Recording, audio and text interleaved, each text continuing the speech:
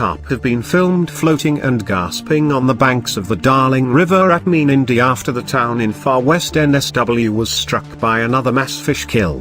The NSW government is investigating after thousands of fish were found dead this morning, less than a month after about 1 million fish were killed in the same area.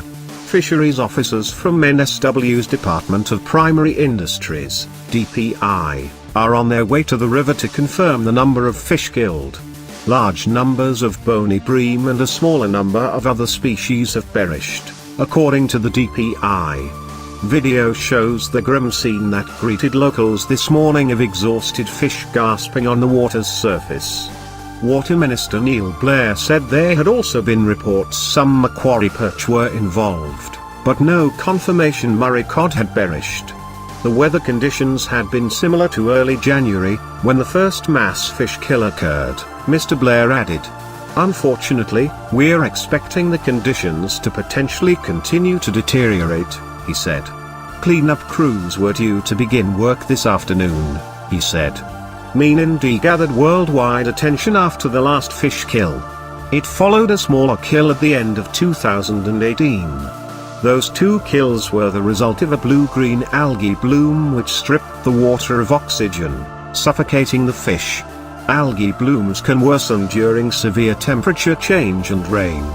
Yesterday, the temperature in Menindee dropped 20 degrees Celsius and 2.1 millimeters of rain fell.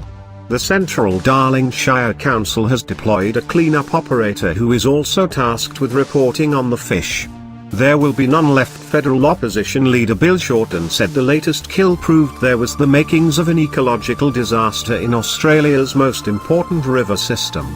This is a disaster, the disaster keeps on unfolding, he said. NSW government officials say the state's drought was to blame for the fish kill earlier this month, but locals in Menindee claim the area's waterways have been mismanaged for years.